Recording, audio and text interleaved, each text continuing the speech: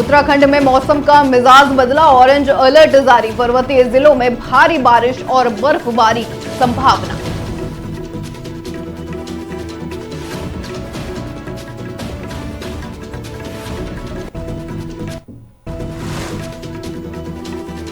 बसंत पंचमी पर गंगा घाटों पर भक्तों की भीड़, हर हर गंगे की गूंज, पीले वस्त्रों में श्रद्धालुओं ने गंगा स्नान कर पुण्य कमाया।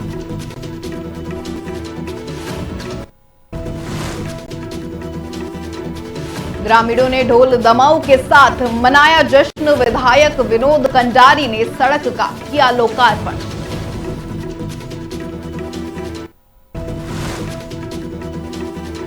राजमहल में धार्मिक विधि विधान के साथ बद्रीनाथ धाम के कपाट खुलने की घोषणा, कपाट खुलने की तिथि होगी आज तय।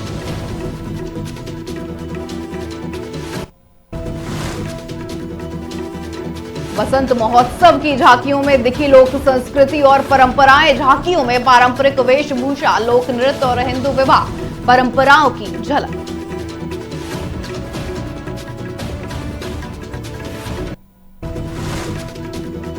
नमस्कार, आप देख रहे हैं न्यूज टीवी इंडिया। मैं हूं आपके साथ स्नेहा सिंह और शुरुआत करेंगे उत्तराखंड की कुछ खास खबरों के साथ।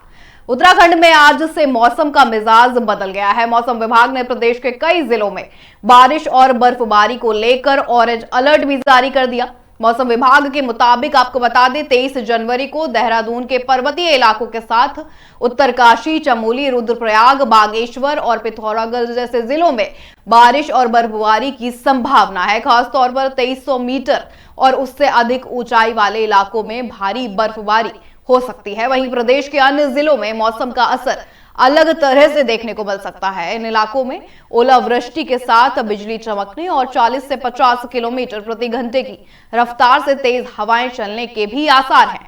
मौसम विभाग ने लोगों को सावधानी बरतने की सलाह भी दी है। खासकर पहाड़ी इलाकों में यात्रा करने वालों को सतर्क रहने को भी कहा गया है। बता दें, मौसम विभाग का यह भी कहना है कि प्रदेश में ये खराब मौसम 28 जनवरी तक बना रह सकता है। ऐसे में प्रशासन भी अलर्ट मोड पर है और किसी भी आपात स्थिति से निपटने की तैयारियां की जा रही हैं।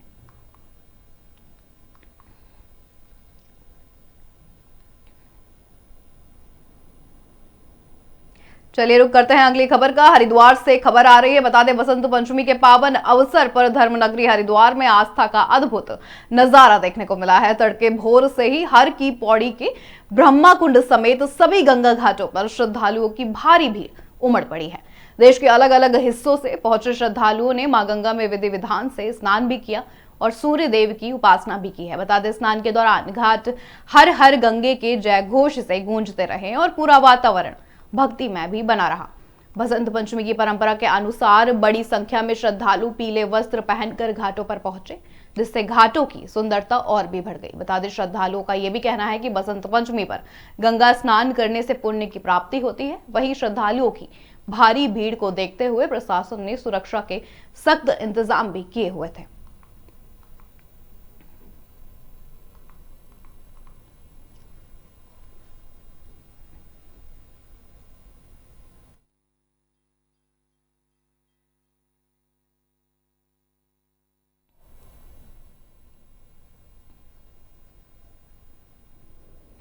चलिए रुक करते हैं अगली खबर का, जहां देवप्रयाग विधानसभा के आपको बता दें दूरस्थ डागरपत्ती स्थित टोला गांव के इतिहास में आज का दिन स्वर्ण अक्षरों से आपको बता दें दर्ज हो गया है। करीब 40 साल के लंबे इंतजार के बाद पहली बार टोला गांव तक मोटर सड़क पहुंची है, जिससे गांव में खुशी का माहौल देखने को मिल रहा है।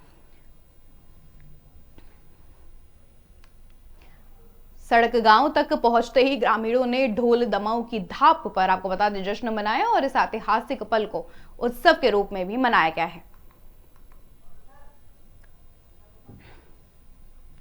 ग्रामीणों ने क्षेत्रीय विधायक विनोद कंडारी का चांदी का मुकुट पहनाकर उनका भव्य सम्मान भी किया। कार्यक्रम के दौरान आपको बता दें, विधायक विनोद कंडारी ने राड़ा गाड़ा से टोला तक करीब 5 किलोमीटर लंबे मोटर मार्ग का लोकार्पण भी किया है।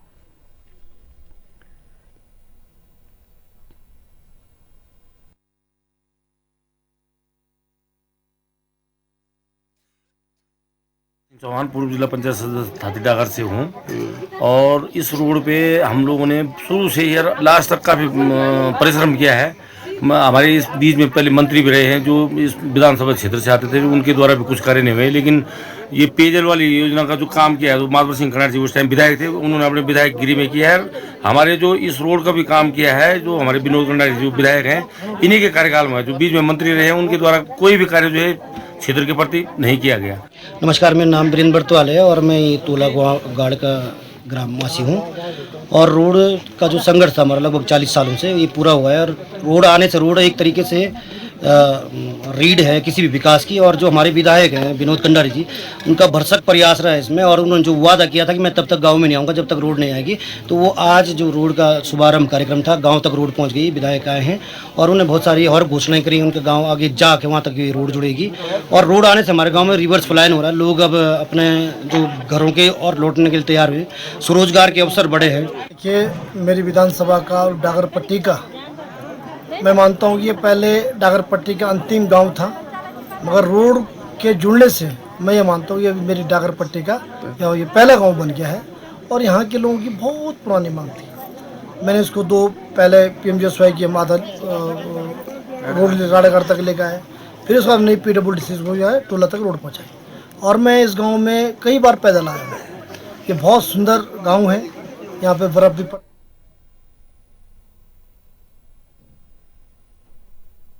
चलिए रुक करते हैं अगली खबर का। अगली खबर आ रही है नरेंद्र नगर से। बता दें आज राजमहल में बद्रीनाथ धाम के कपाट खुलने की तिथि घोषित की जाएगी। वसंत पंचमी के पावन अवसर पर परंपरा के अनुसार ये शुभ निर्णय लिया जाएगा। बता दें कपाट खुलने की तिथि तय करने के लिए डिमरी पंचायत के सदस्य गाड़ू घड़ा यात्रा लेकर ऋषिकेश भी पहुंचे हैं। गुरुवार को ऋषिकेश में गाड़ू घड़ा यात्रा का विधिवत और धार्मिक तरीके से स्वागत भी किया गया।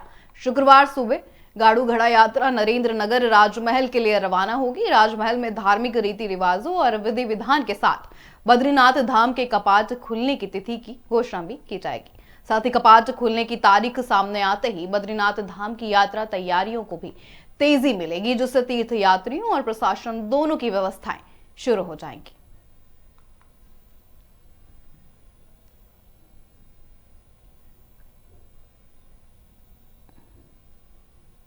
अगली बड़ी खबर आ रही है रामनगर से। बता दें कॉर्बेट नगरी रामनगर में गुरुवार को वसंत महोत्सव का भव्य शुभारंभ किया गया है। महोत्सव के उद्घाटन के मौके पर नगर में आकर्षक सांस्कृतिक झांकियां भी निकाली गईं, जिन्होंने स्थानीय लोगों और पर्यटकों का दिल जीत लिया है। बसंत महोत्सव की ये झांकियां टेढ़ा road, Kotdwar road, Ranikhet road और कोसी रोड समेत नगर के कई हिस्सों से होकर गुजरी हैं। झांकियों के जरिए उत्तराखंड की लोक संस्कृति, परंपरा और रीति रिवाज साफ दिखाई दिए। झांकियों में पारंपरिक वेशभूषा, लोक वाद्य यंत्र और लोक नृत्यों की शानदार झलक भी देखने को मिली है। खासतौर पर बता दें उत्तराखंड की पारंपरिक हिंदू विवाह परंपराओं का सजीव चित्रण लोगों को खूब पसंद आया है। विवाह की रस्में, लोकगीत और पारंपरिक पहनावे ने माहौल को और खास बना दिया। इसके साथ ही देवी देवताओं पर आधारित झांकियों में लोक आस्था और धार्मिक परंपराएं भी साफ दिखाई दी हैं। महोत्सव के दौरान झोड़ा नृत्य सहित अन्य लोक नृत्यों की प्रस्तुतियों पर दर्शक तालियों के साथ झूमते भी नजर आए। 2 दिनों तक चलने वाले इस वसंत महोत्सव में कई सांस्कृतिक और पारंपरिक कार्यक्रम आयोजित भी किए जाएंगे, जिससे आपको बता दें उत्तराखंड की लोक संस्कृति को और भी बढ़ावा मिलेगा।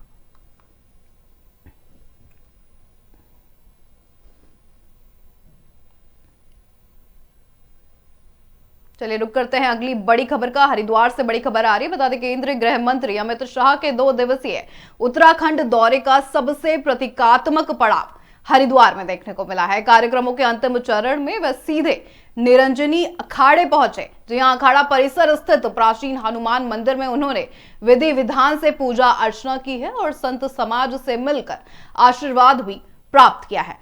मां गंगा को नमन करते हुए अमित शाह ने संतों से संवाद भी किया और सनातन संस्कृति के संरक्षण पर खूब चर्चा भी की है। बता दें निरंजनी अखाड़े में उनका ये प्रवास आस्था, परंपरा और संत समाज से सीधे संवाद का संदेश भी देता नजर आया।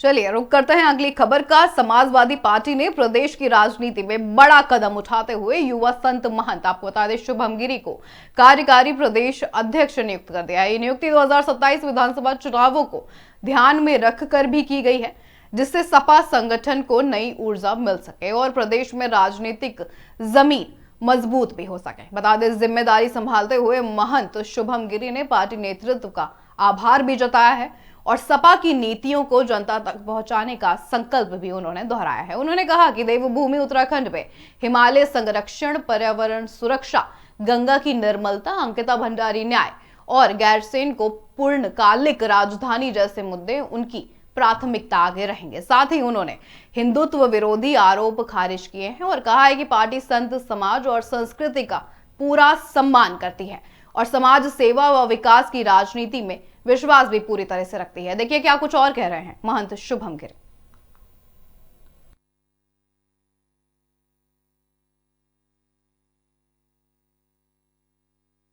नेतृत्व तय करेगा। अभी कार्यकारी के रूप में दिया है, अभी जिम्मेवारी बहुत है। कार्यकारी के रूप में जहां भी जाना पड़े, जहां भी मेरे को काम करना पड़े वो करूंगा। बाकी बनेगी, प्रभारी बनेंगे और पूरी जिम्मेवारी से चुनाव लड़ेंगे। आगे विस्तार किया जाएगा पूरे उत्तराखंड? विस्तार किया जाएगा, लेकिन चलिए जहां तक लड़ेंगे पूरी कोशिश की जाएगी कि हम मजबूती से चुनाव लड़े। समाजवादी पार्टी संतों का सम्मान करती है, चाहे महंत नरेंद्र गिरी जी हो, चाहे महंत ज्ञानदास जी हो, जब अखाड़ा परिषद के अध्यक्ष थे उस समय भी बहुत सम्मान किया। चाहे वो महानिर्वाणी में आपका नीलकंठ महादेव रोड हो, महानिर्वाणी अखाड़े में जो नीलकंठ महादेव मंदिर है ऋषिकेश में, वो रोड बनाने का काम नेताजी ने।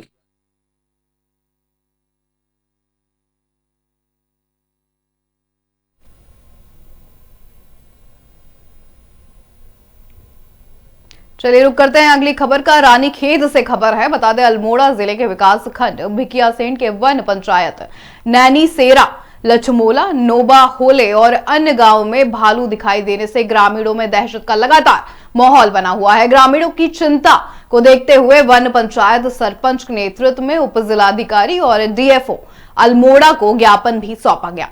वन पंचायत परामर्शदात्री समिति के, आपको बता दें, भिकियासैंण ब्लॉक अध्यक्ष निकेश पांडे ने यह भी साफ कहा है कि भालू के दिखने से क्षेत्र में डर का माहौल फैल चुका है। उन्होंने वन विभाग और प्रशासन से भालू को पकड़ने और क्षेत्र में गश्त बढ़ाने की मांग भी की है। वन विभाग ने ग्रामीणों से अपील भी की है कि अकेले जंगल या खेतों की ओर ना जाएं और बच्चों व बुजुर्गों को विशेष सतर्कता बरतने की सलाह भी दी है।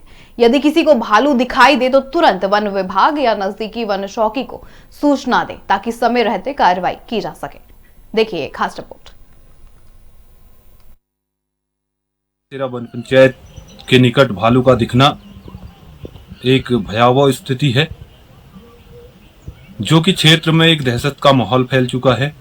भालू द्वारा चौकुटिया में भी, पहले चौकुटिया सल्ट के क्षेत्र में भी मानवीय घटनाओं को अंजाम दिया गया है। उसी के मद्देनजर आज सरपंच संगठन भिकियासैंण द्वारा प्रभागी वनाधिकारी अल्मोड़ा, वन प्रभाग अल्मोड़ा को एक ज्ञापन सौंपा गया है।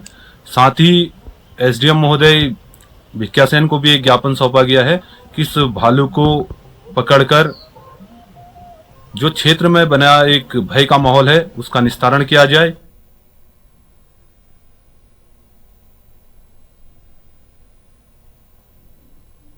चलिए रुक करते हैं अगली खबर का। खटीमा के ग्राम दियूरी रोड पर, बता दें, सड़क दुर्घटना में एक युवक गंभीर रूप से घायल हो गया है।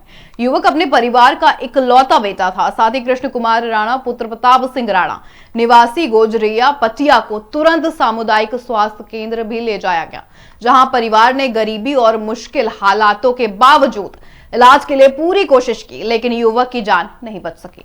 यहाँ की अस्पताल व्यवस्था अक्सर गंभीर मामलों में समय पर उचित इलाज नहीं दे पाती और इसी कारण डॉक्टर ने युवक को सुशीला तिवारी अस्पताल भी रेफर किया।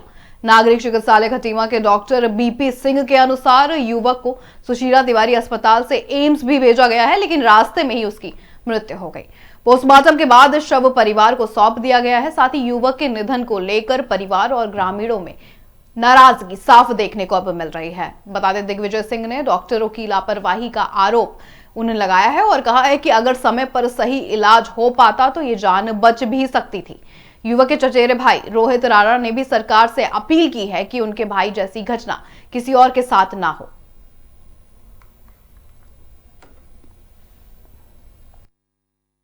2 दिन पूर्व उक्त मरीज को अस्पताल में लाया गया था, नागरिक चिकित्सालय कटिना में। प्राथमिक उपचार के बाद इसको हायर सेंटर के लिए रेफ़र कर दिया गया था, सुशीला तिवारी के लिए, जहाँ पे इसके इलाज के बाद इसको आगे एम्स ऋषिकेश के लिए रेफ़र कर दिया गया था। एम्स ऋषिकेश जाते समय उक्त जो चोटिल था उसकी मृत्यु हो गई। इसको वापस यहाँ पे लाए हैं अस्पताल में, जिसका पुलिस इन्फॉर्मेशन देके पंचनामा करा के पोस्टमार्टम की कार्रवाई करी जाएगी। मेरा नाम रोहित सिंह राणा है, मैं सवारा पटिया का निवासी हूँ। मेरा भाई मैं तो ITI पढ़ता हूँ सर, तो ITI से मुझे मम्मी ने कॉल किया घर से ITI पे कि भाई का वो हो गया है, एक्सीडेंट हो गया है। तो यहाँ के पता लगा कि वो आ रहे थे कहीं से और गाड़ी में थे, किसी बुजुर्ग से टकराए और फिर उसको चोट लगी। फिर उसको मतलब जो उसके साथ था उस लड़के ने बताया, घर पे आके उसको लेके आए, अस्पताल पहुंचाया। सर हम सवारा पटिया के निवासी हैं और घटना घटी गोधरिया में, खेमा बीच स्कूल के आसपास, ठीक है। जहाँ घटना घटी यहाँ पर, वहाँ एक बबलू सिंह धामी का घर है और उनके पिताजी से इनका मतलब वो हुआ है एक्सीडेंट। गन्ना का ट्रक या कोई भी ट्रक गाड़ी आ रही थी, इन लड़कों ने क्रॉस किया, उसको शेड लिया, शेड में वो खड़ा होगा, इनको दिखाया कि नहीं दिया, अचानक वो टच हो गई इससे और उसकी झपेट। अब रुक करते हैं मसूरी की बड़ी खबर की ओर। अब बता दें, पहाड़ों की रानी मसूरी में गुरुवार को एक दर्दनाक हादसा हुआ है। देहरादून निवासी एक युवक सेल्फी लेने के दौरान गहरी खाई में गिर गया है, जिससे उसकी मौके पर ही मौत हो गई। जानकारी के अनुसार युवक स्कूटी से देहरादून लौट रहा था। मसूरी के एक पहाड़ी मार्ग पर उसने स्कूटी किनारे खड़ी कर दी और खाई के पास खड़े होकर सेल्फी लेने लगा। इसी दौरान आपको बता दें, उसका पैर फिसल गया और वह सीधे गहरी खाई में गिर गया। मसूरी पुलिस को सूचना मिलते ही तुरंत मौके पर भेजा गया है। खाई अत्यंत गहरी और दुर्गम होने के कारण रेस्क्यू ऑपरेशन में 5 घंटे से अधिक का समय लगा। स्थानीय लोगों की मदद से युवक को खाई से बाहर भी निकाला गया, लेकिन तब तक उसकी जान जा चुकी थी। युवक को मसूरी उप जिला चिकित्सालय लाया गया है, जहां डॉक्टर ने उसे मृत घोषित किया। साथ ही मृतक की पहचान रजत रंजन सक्सेना पुत्र राजेंद्र नारायण सक्सेना निवासी निकट राजकीय पॉलिटेक्निक अमवाला मंजाला देहरादून के रूप में हुई है। साथ ही आपको बता दें, वह स्कूटी नंबर यू के साथ AH 2325 से यात्रा कर रहा था। पुलिस ने परिजनों को सूचना दे दी और शव को पोस्टमार्टम के लिए भी भेज दिया गया है। यह हादसा एक बार फिर पहाड़ी इलाकों में लापरवाही और सेल्फी के बढ़ते जुनून पर सीधे सवाल खड़े करता है। पुलिस प्रशासन ने पर्यटकों और स्थानीय लोगों से अब अपील भी की है कि खतरनाक स्थानों पर सेल्फी लेने से बचें और हमेशा सावधानी बरतें।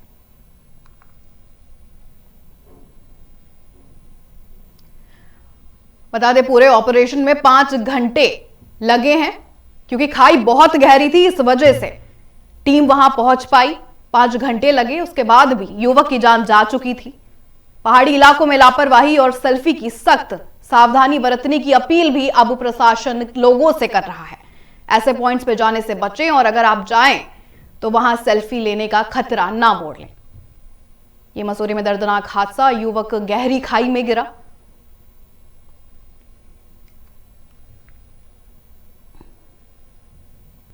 चलिए रुक करते हैं अगली बड़ी खबर का। टिहरी गढ़वाल से जो खबर आ रही है, बता दें, देवप्रयाग विधानसभा क्षेत्र के हिसरिया खाल और अकरी पट्टी में लंबे समय से चल रहे पेयजल संकट को लेकर ग्रामीणों में भारी आक्रोश साफ देखने को मिला है।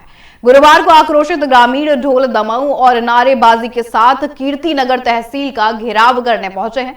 ग्रामीणों ने बता दें, पेयजल योजना का कार्य शीघ्र शुरू करने और गांव में पर्याप्त पानी उपलब्ध कराने की मांग भी की है। करीब 5 घंटे तक चले प्रदर्शन के बाद अधिकारियों के आश्वासन पर ग्रामीण वापस लौटे हैं। बता दें, पेयजल संघर्ष समिति हिसरिया खाल के अध्यक्ष पीतांबर दत्त बलूनी ने यह भी बताया है कि क्षेत्र के लोग लंबे समय से गंभीर पेयजल संकट का सामना कर रहे हैं।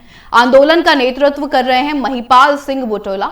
उन्होंने भी ये कहा कि लक्ष्मोली हड़ीम की धार पेयजल योजना से जलपूर्ति नहीं हो रही और योजना का पुनर्गठन मानकों के अनुरूप नहीं किया गया है। साथ ही तहसील प्रशासन और जल निगम ने 5 फरवरी तक लक्ष्मौली हड़ीम की धार पेयजल योजना पूरी तरह संचालित करने का आश्वासन भी दिया। इस मौके पर जिला पंचायत सदस्य अंजलि देवी, संयोजक गौरव राणा, जेई जल संस्थान विजय सिंह, नायब तहसीलदार प्रदीप कंडारी और क्षेत्र के प्रधानगण भी वहां पर मौजूद रहे। देखिए ये खास रिपोर्ट।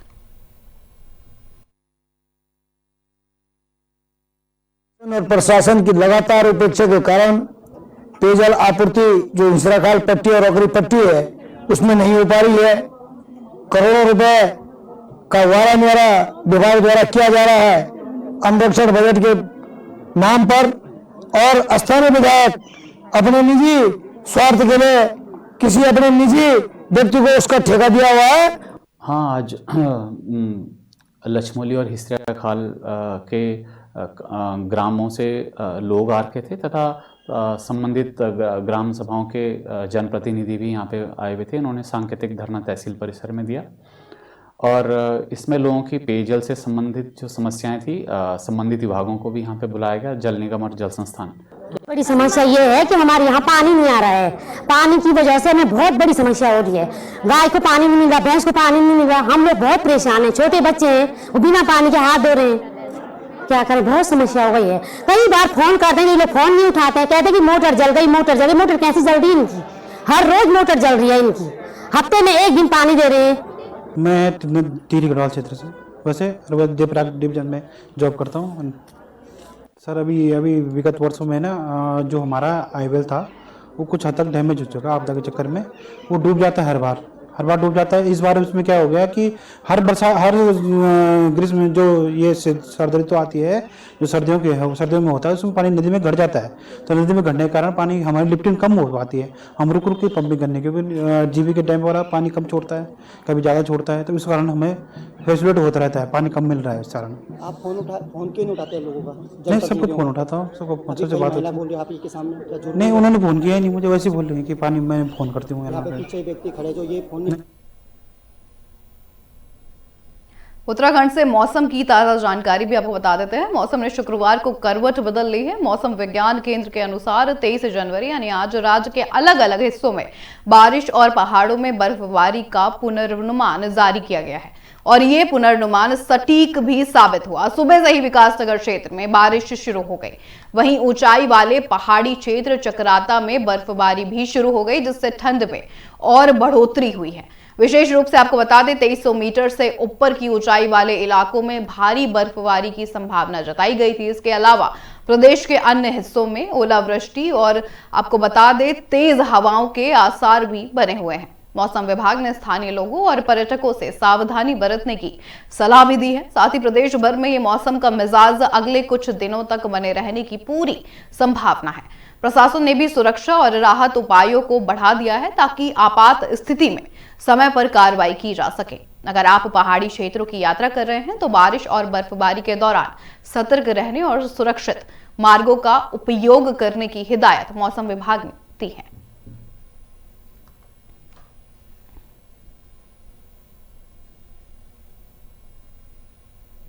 रुक करते हैं अगली खबर का। अगली खबर देहरादून से है। बता दें जहां देहरादून विकास प्राधिकरण ने अपने क्षेत्र में हो रहे अवैध निर्माण और अनाधिकारिक प्लॉटिंग के खिलाफ सख्त कदम उठाए हैं।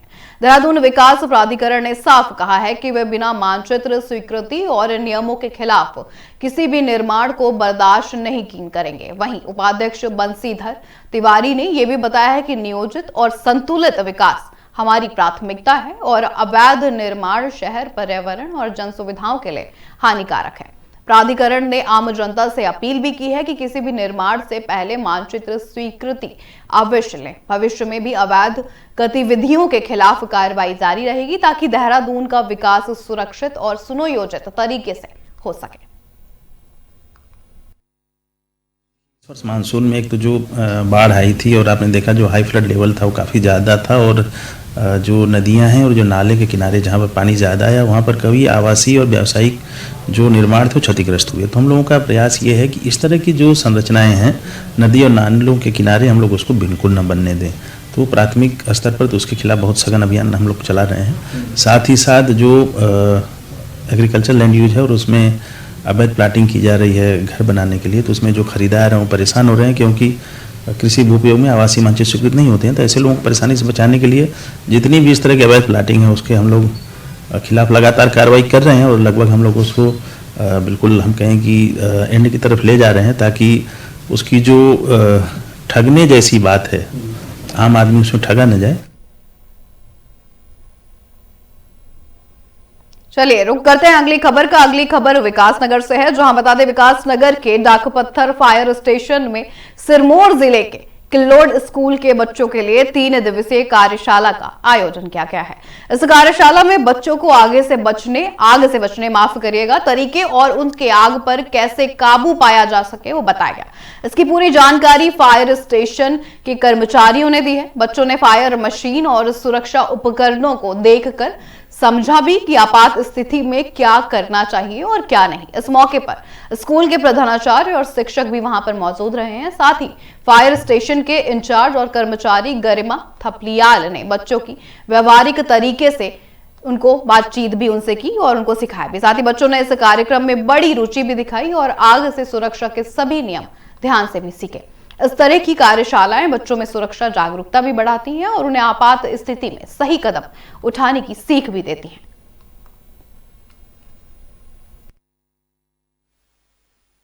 मैं हूँ फायर फाइटर गरिमा थपलियाल और यहाँ पे हमें लगभग 3 साल होने वाले हैं और 3 साल से इन बच्चों का यहाँ पे ये तीसरा कैंप था। काफी ज्यादा हम नॉलेज देते हैं, हर बार अलग अलग क्लास के यहाँ पे बच्चे आते हैं और उनको हम फायर की नॉलेज देते हैं। जब से हमने फायर के बारे में लोगों को जागरूक करना शुरू किया है तब से हमें काफी ज्यादा हमें भी फायदा हो रहा है कि लोग अच्छे से जागरूक हो पा रहे हैं और आसपास जो इंसिडेंट है वो भी काफी ज्यादा कम हो रहे हैं। मेरा नाम दिव्यांशिका है, मैं राजकीय वरिष्ठ माध्यमिक विद्यालय किल्लोड सिरमौर हिमाचल प्रदेश की छात्रा हूँ। मैं 11वीं कक्षा में सिक्योरिटी सेक्टर में अपनी शिक्षा ग्रहण कर रही हूँ। फिलहाल आप यहाँ आए विकासनगर, क्या क्या सिखाया गया, आप क्या कहना चाहिए? हम 3 दिन से ओजीटी कर रहे हैं, तो उस दौरान हमें बहुत अच्छी जानकारी यहाँ के स्टाफ मेंबर्स, SDRF टीम यहाँ पे आई, उन्होंने हमें बहुत अच्छी जानकारी दी। सर, सबसे पहले तो मैं आपके चैनल का बहुत बहुत धन्यवाद करना चाहूंगा। मैं शूरवीर कुंडीर, व्यवसायिक शिक्षा, राजकीय वरिष्ठ माध्यमिक विद्यालय किल्लोड सिरमौर हिमाचल प्रदेश। अरे हिमाचल से आए, एडमिनिस्ट्रेशन में डाकपत्र आए, बच्चों को लेकर क्या कहना चाहेंगे आप? सर, ये जो प्रोग्राम है ऑन जॉब ट्रेनिंग का प्रोग्राम है, हिमाचल प्रदेश में व्यवसायिक शिक्षा बहुत ही ऊंचे स्तर पर चल रही है। उसके तहत हम सुरक्षा विषय के जो बच्चे डिस्ट्रिक्ट सिरमौर राजकीय वरिष्ठ माध्यमिक विद्यालय की। चलिए रुक करते हैं अगली बड़ी खबर का। बता दें देहरादून पौंटा साहिब नेशनल हाईवे पर कल्याणपुर के पास एक भीषण सड़क हादसा हुआ है, जब एक कार में अचानक तकनीकी खराबी आ गई और उसके पहिए जाम हो गए। कार रुकते ही पीछे से आ रही मोटरसाइकिल सीधे कार से टकरा गई। ये टक्कर इतनी तेज थी कि मोटरसाइकिल के पर खच्चे उड़ गए हैं और कार का पिछला हिस्सा भी क्षतिग्रस्त हो गया। बता दें इस हादसे में मोटरसाइकिल सवार 2 मजदूर लहूलुहान होकर सड़क पर गिर पड़े। मौके पर अफरा तफरी भी मच गई, लेकिन मानवता अभी भी जिंदा है, इसका उदाहरण भी देखने को मिला। हादसे की खबर मिलते ही स्थानीय गांव वालों और समाज सेवी ने बिना किसी देरी के तुरंत घायलों को समय रहते अस्पताल भी पहुंचाया, लेकिन उनकी हालत अभी भी नाजुक बनी हुई है। बता दें हादसा ये याद भी दिलाता है कि सड़क पर रफ्तार और तकनीकी समस्याओं का तालमेल बिगड़ने पर परिणाम कितना खतरनाक हो सकता है।